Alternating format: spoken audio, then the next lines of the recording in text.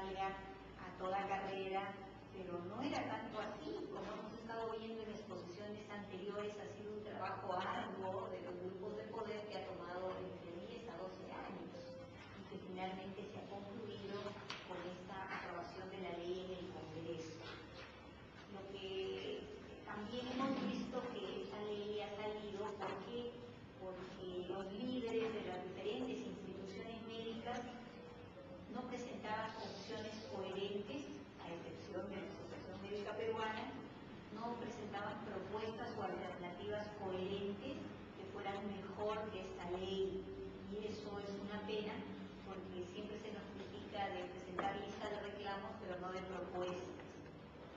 Cuando analicé debilidades, vi que, como ya se ha mencionado, es una ley que nace con un presupuesto mínimo para cumplir el objetivo, y esto es un enorme problema.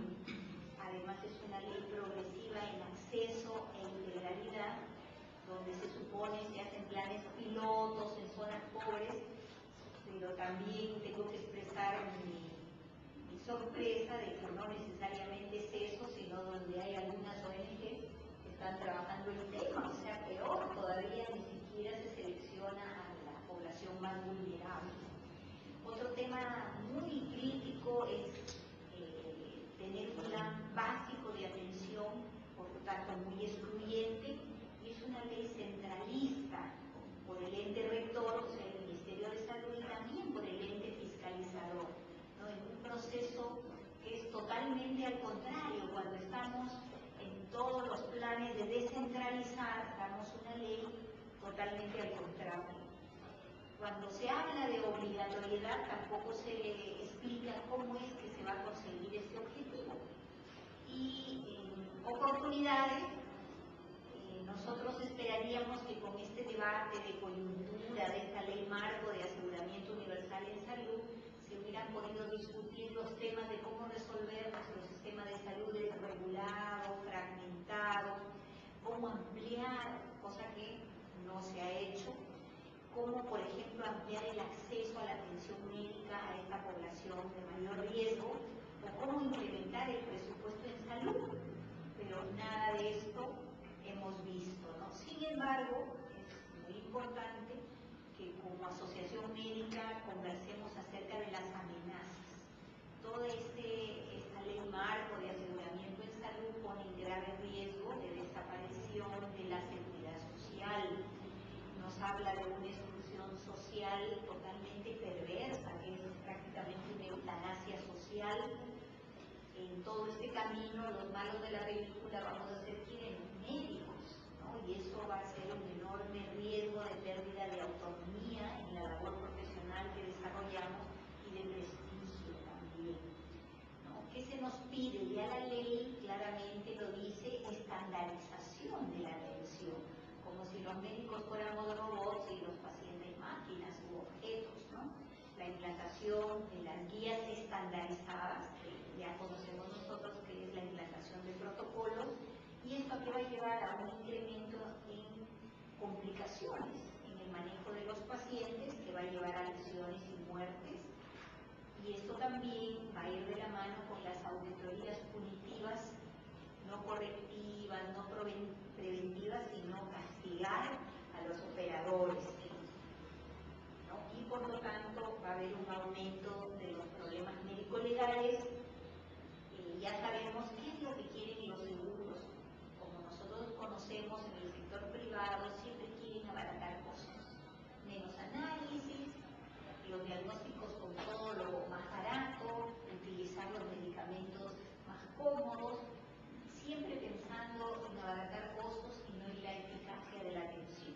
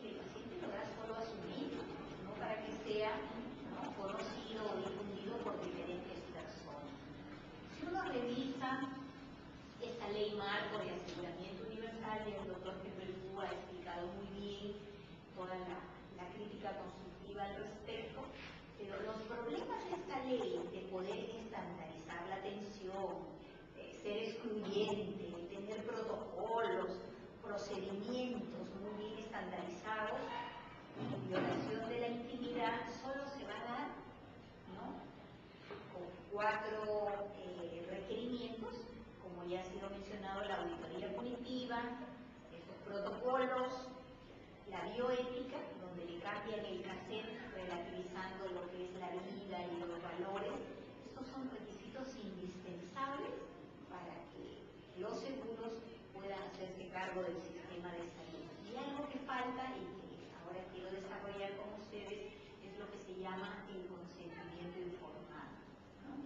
Si nosotros revisamos lo que es el consentimiento informado, es un tema difícil de tocar, porque uno tiene que revisar los tratados internacionales, tiene que revisar la Constitución Política del Perú, la Ley General de Salud, el Código de Ética del Colegio Médico, y uno tiene que diferenciar de que consentir es asentir, dar pie, aceptar algo, pero cuando uno habla de consentimiento informado ya es una figura legal, es un consentimiento, un contrato entre dos partes, es una figura legal en toda regla.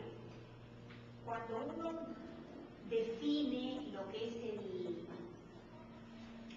consentimiento informado, por ejemplo, Florentino dice, consentimiento informado es la conformidad o asentimiento del paciente, padre o tutor o encargado, a recibir un procedimiento médico o intervención quirúrgica luego de haber recibido y entendido toda la información necesaria para una decisión libre e inteligente, ¿no?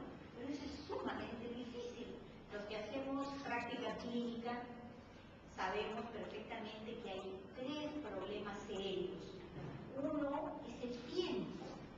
¿Cuánto, por ejemplo, en salud tiene un médico para explicarle al paciente todos los riesgos con relación a su diagnóstico, a su tratamiento, al pronóstico, examinarlo, etcétera, etcétera? Eso es sumamente difícil. Otra limitante para cumplir con este diagnóstico que les he leído es el grado de entendimiento que pueden tener los pacientes. Nosotros somos una cultura multiétnica, multilingüística, a veces ni siquiera entienden bien el lenguaje castellano, y eso es un problema muy serio. Y lo tercero y lo más grave es que cuando uno hace un consentimiento informado se está comprometiendo a obtener resultados, cosa que es sumamente difícil. Así los médicos tengan una bola de cristal, es muy difícil augurar qué es lo que le va a pasar exactamente al paciente.